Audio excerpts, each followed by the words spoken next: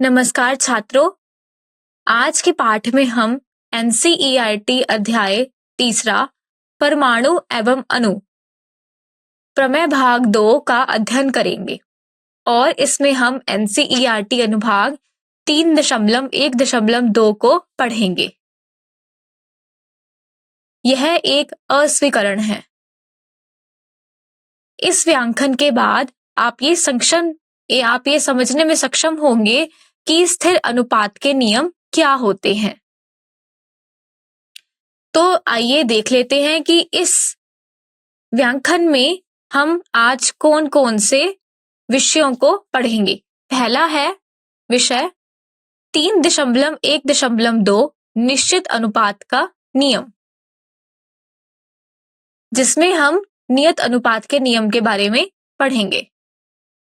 फिर हम 2 से लेके 4 तक के कुछ पाठ्यनिहित प्रश्न को हल करेंगे। अंत में हम आज के पूरे पाठ का सारांश देखेंगे। यहाँ हम नियत अनुपात के नियमों के बारे में सीखने वाले हैं।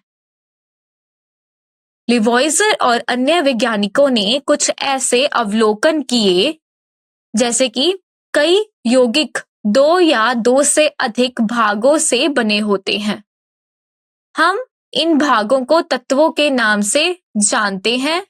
जब ये एक साथ जुड़े होते हैं तो नए यौगिक बनते हैं। प्रत्येक यौगिक में समान तत्व समान अनुपात में होते हैं, यानी किसी यौगिक में तत्व हमेशा समान अनुपात में होते हैं, चाहे वह कहां से आए या कैसे बने हो। किसी भी शुद्ध रासायनिक यौगिक के लिए तत्व हमेशा द्रव्यमान के अनुसार समान निश्चित अनुपात में संयोजित होते हैं। यह नियत अनुपात के नियम की परिभाषा है। अब हम आगे चलते हुए कुछ उदाहरणों की मदद से इसे समझते हैं। चलिए पानी का उदाहरण लेते हैं। पानी हाइड्रोजन और ऑक्सीजन से बना है। पानी में हाइड्रोजन और ऑक्सीजन का द्रव्यमान अनुपात 1:8 होता है। तो हाइड्रोजन की 1 इकाई के लिए पानी में ऑक्सीजन की 8 इकाइयां होती हैं।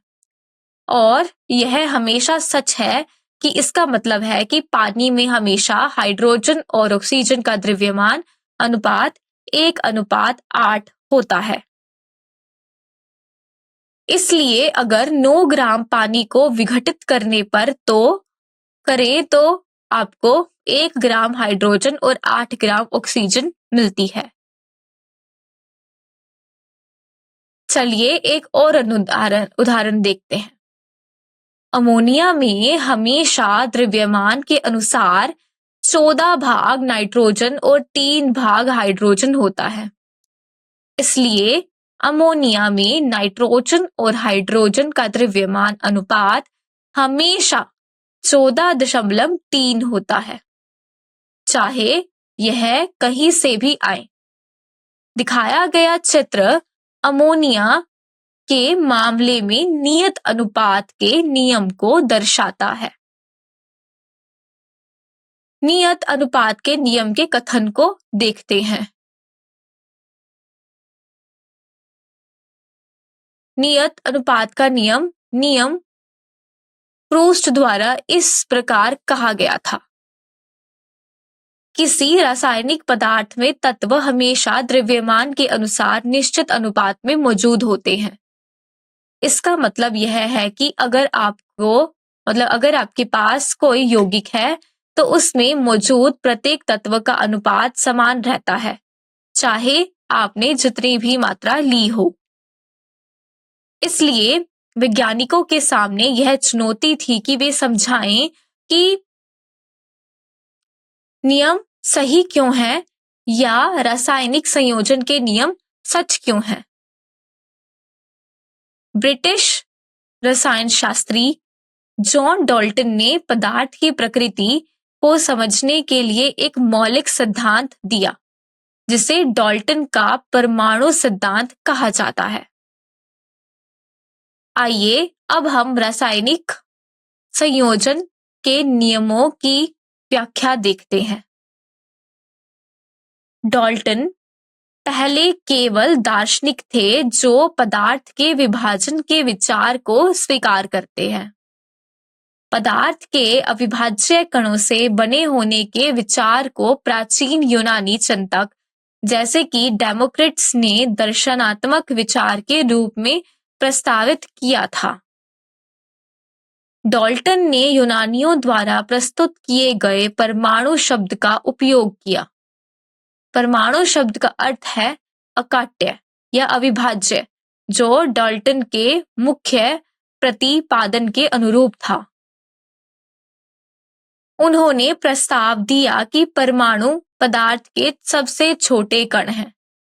सभी पदार्थ बहुत छोटे अविभाज्य कणों से मिलकर बने होते हैं, जिन्हें परमाणु कहा जाता है। हालांकि बाद में यह पाया गया कि उनके सिद्धांत का यह हिस्सा गलत था। उनके द्वारा प्रस्तुत परमाणु सिद्धांत रासायनिक संयोजन के नियमों पर आधारित था। डाल्टन का परमाणु सिद्धांत दो महत्वपूर्ण नियमों की व्याख्या करता है।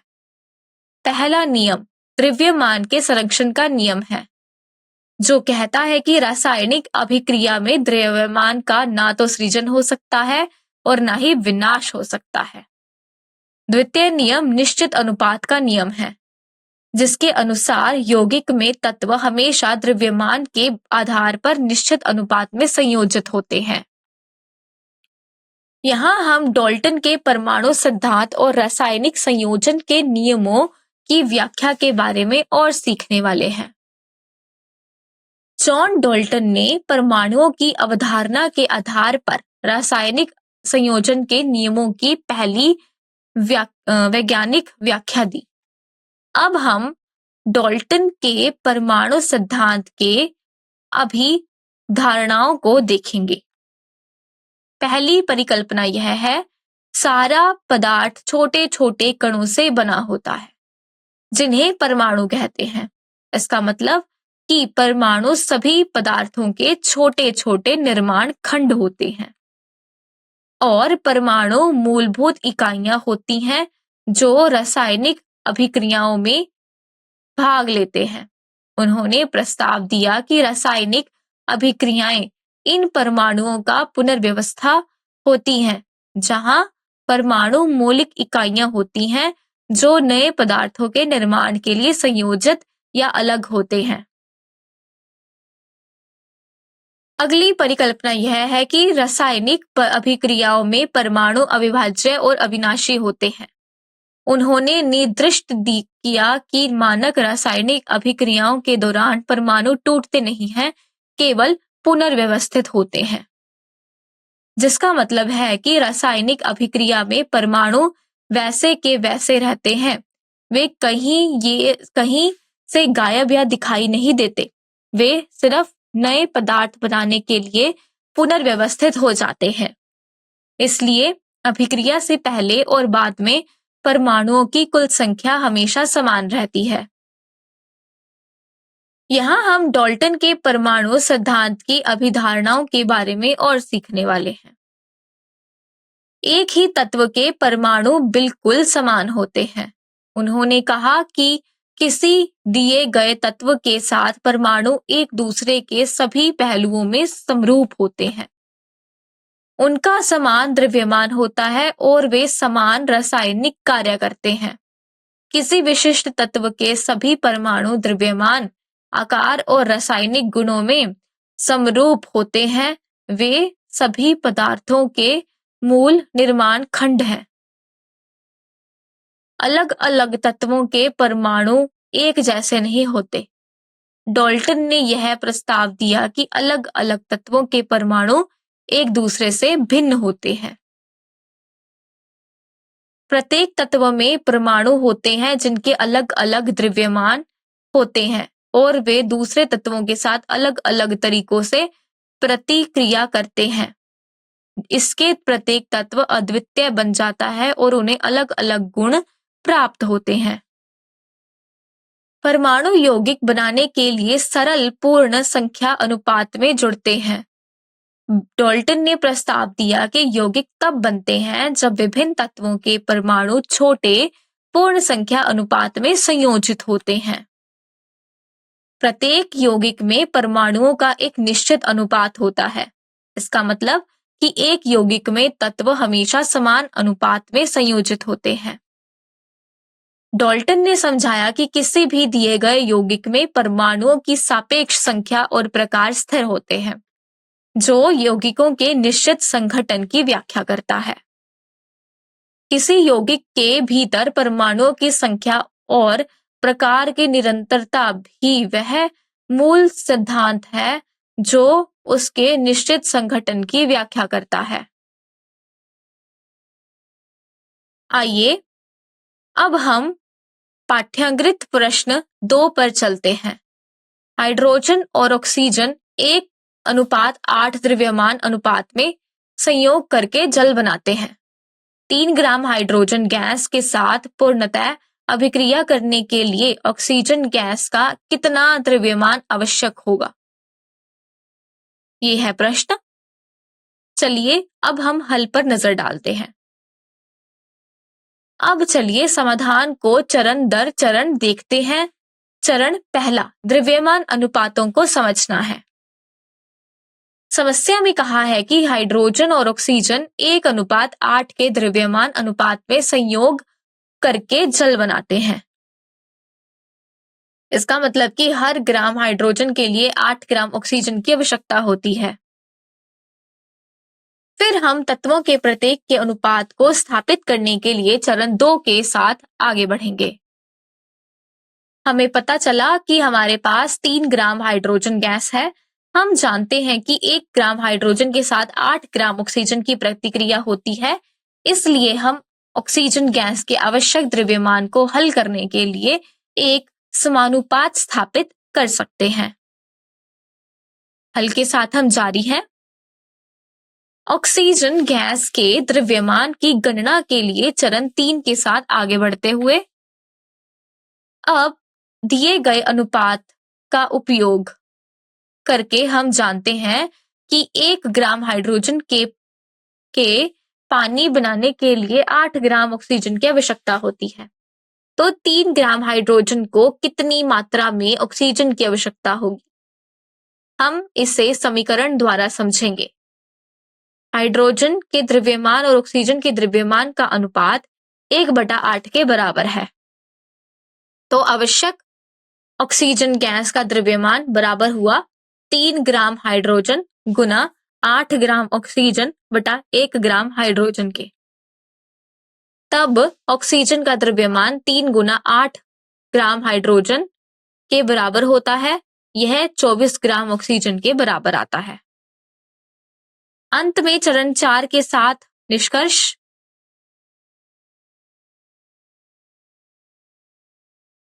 तो हम कह सकते हैं कि इस प्रकार 3 ग्राम दिए गए हाइड्रोजन के साथ पूर्णतः अभिक्रिया करने के लिए आवश्यक ऑक्सीजन का द्रव्यमान 24 ग्राम होगा। आइए अब हम पाठ्यकृत प्रश्न 3 पर चलते हैं और देखते हैं कि प्रश्न क्या है। प्रश्न है कि डाल्टन के परमाणु सिद्धांत की कौन सी अभिधारणा द्रव्यमान संरक्षण के नियम से प्राप्त होती है? चलिए हल पर नजर डालते हैं। आइए पहले द्रव्यमान संरक्षण के नियम को समझते हैं। द्रव्यमान संरक्षण का नियम कहता है कि रासायनिक अभिक्रिया में द्रव्यमान नियत रहता है। इसका मतलब है कि अभिकारकों का कुल द्रव्यमान उत्पादों के कुल द्रव्यमान के बराबर होता है। रासायनिक अभिक्रिया के दौरान कोई द्रव्यमान नहीं बनता और ना ही नष्ट होता है। अभिकारकों का कुल द्रव्यमान उत्पादों के कुल द्रव्यमान के बराबर होता है। द्रव्यमान संरक्षण के नियम के आधार पर इसका मतलब कि रासायनिक अभिक्रिया में द्रव्यमान ना तो बनता है और ना ही नष्ट होता है। इस द्रव्यमान संरक्षण के नियम से संबंधित डाल्टन के परमाणु सिद्धांत की अभिधारणा यह है कि डाल्टन की अभिधारणा कहती है कि परमाणु अविभाज्य और अविनाशी होते हैं। इसका मतलब कि परमाणुओं को ना तो बनाया जा सकता है और ना ही नष्ट किया जा सकता है और ना ही उन्हें छोटे भागों में विभाजित किया जा सकता है। यह विचार द्रव्यमान संरक्षण के नियम का समर्थन करता है, क्योंकि रासायनिक अभिक्रियाओं में द्रव्यमान स्थिर रहता है। दिया गया कथन द्रव्यमान संरक्षण के नियम को संदर्भित करता है। एक रासायनिक अभिक्रिया में परमाणुओं का पुनर्व्यवस्थित होता है, लेकिन ना तो निर्मित होते हैं और ना ही नष्ट होते हैं। इसका मतलब कि अभिकारकों का कुल द्रव्यमान उत्पादों के कुल द्रव्यमान के बराबर होता है। हल जारी रखते हुए हम देखते हैं कि रासायनिक अभिक्रिया में क्योंकि परमाणु ना तो बनते हैं और ना ही नष्ट होते हैं, इसलिए अभिक्रिया से पहले और बाद में कुल द्रव्यमान समान रहता है। यह सिद्धांत सभी रासायनिक प्रक्रियाओं में द्रव्यमान के संरक्षण को सुनिश्चित करता है। रासायनिक अभिक्रियाओं में द्रव्यमान संरक्षण का नियम सत्य है। परमाणुओं की पुनर्व्यवस्था होती है, लेकिन उनकी कुल संख्या समान रहती है, जिससे अभिक्रिया से पहले और बाद में कुल द्रव्यमान बराबर रहता है। यह रासायनिक समीकरणों में परमाणुओं के संरक्षण के कारण होता है। इस प्रकार डाल्टन के परमाणु सिद्धांत की अभिधारणा द्रव्यमान संरक्षण के नियम से आती है। चलिए अब हम अगला प्रश्न देखते हैं। प्रश्न है, डाल्टन के परमाणु सिद्धांत का कौन सा भाग निश्चित अनुपात के नियम की व्याख्या करता है? चलिए हल पर नजर डालते हैं। डाल्टन के परमाणु सिद्धांत की अभिधारणा निश्चित अनुपात के नियम की व्याख्या करती है। यह कहती है कि परमाणु यौगिकों के निर्माण के लिए सरल पूर्णांक अनुपात में संयोजित होते हैं। इसका मतलब कि एक यौगिक में हमेशा परमाणुओं का समान अनुपात होता है, जिसके कारण एक निश्चित संरचना बनती है। उदाहरण के लिए पानी में हमेशा 2 हाइड्रोजन परमाणु और 1 ऑक्सीजन परमाणु होता है। इसलिए किसी दिए एक यौगिक में परमाणुओं की प्रकार और आपेक्षिक संख्या स्थिर रहती है। अंत में चलिए इसका सारांश निकालते हैं। नियत अनुपात का नियम स्टोइचियोमेट्री और रासायनिक संगठन में एक मौलिक सिद्धांत है। यह कहता है कि किसी रासायनिक पदार्थ में तत्व हमेशा द्रव्यमान के अनुसार निश्चित अनुपात में मौजूद होते हैं। कोई भी दिया गया रासायनिक यौगिक हमेशा समान तत्वों को समान निश्चित द्रव्यमान में रखेगा। यहाँ कथन है कि समर्थन में एक उदाहरण दिया गया है। जल हाइड्रोजन और ऑक्सीजन का एक यौगिक है जो 1:8 के निश्चित द्रव्यमान अनुपात में होता है। इसका अर्थ है कि जल में उपस्थित हाइड्रोजन के प्रत्येक 1 ग्राम के लिए 8 ग्राम ऑक्सीजन होता है।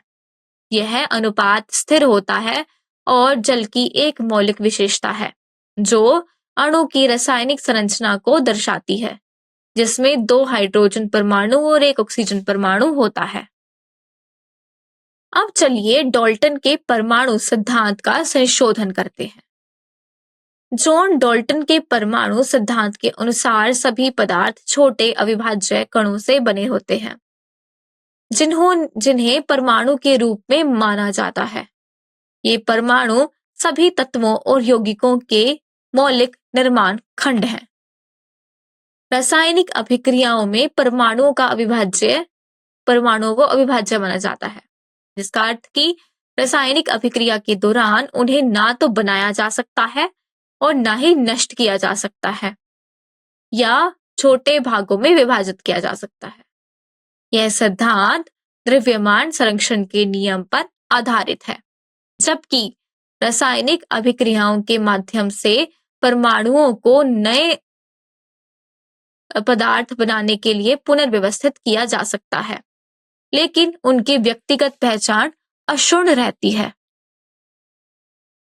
एक ही तत्व के परमाणु अपनी संरचना, द्रव्यमान और रासायनिक गुणों के संदर्भ में समान होते हैं। इसका मतलब कि किसी दिए गए तत्व के सभी परमाणुओं के नाभिक में प्रोटॉन की संख्या समान होती है, तो तत्व की परमाणु संख्या को परिभाषित करती है।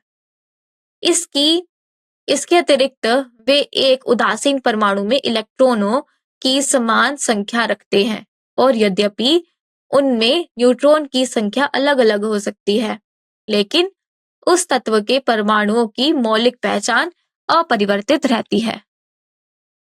विभिन्न तत्वों के परमाणु अपने द्रव्यमान और अन्य भौतिक तथा रासायनिक गुणों में भिन्न होते हैं। यह समझाता है कि विभिन्न तत्वों के रासायनिक व्यवहार और अभिक्रियाशीलता अलग-अलग क्यों होती है। परमाणु सरल पूर्ण संख्या अनुपातों में संयोजित होते हैं। यह सिद्धांत रासायनिक संयोजनों का एक मौलिक पहलू है और निश्चित अनुपातों के नियम में आधारित है। इसका अर्थ है कि स्रोत या तो तैयारी की विधि की परवाह किए बिना एक यौगिक में हमेशा उसके अवयवी तत्वों का समान अनुपात होता है। उदाहरण के लिए जल में हमेशा 2:1 में हाइड्रोजन और ऑक्सीजन होते हैं, जो द्रव्यमान के अनुसार लगभग 1:8 होता है। किसी यौगिक में परमाणुओं की अपेक्षित संख्या नियत रहती है। यह सिद्धांत निश्चित अनुपात के नियम के लिए मौलिक है, जो यह कहता है कि कोई रासायनिक यौगिक हमेशा द्रव्यमान के अनुसार समान तत्वों का समान अनुपात रखता है। उदाहरण के लिए जल में हमेशा प्रत्येक एक ऑक्सीजन परमाणु के लिए 2 हाइड्रोजन परमाणु होंगे, चाहे जल का स्रोत कुछ भी हो या जल की मात्रा कितनी भी हो। ध्यान देने के लिए धन्यवाद। मुझे उम्मीद है कि यह पाठ आपके लिए उपयोगी रहा होगा।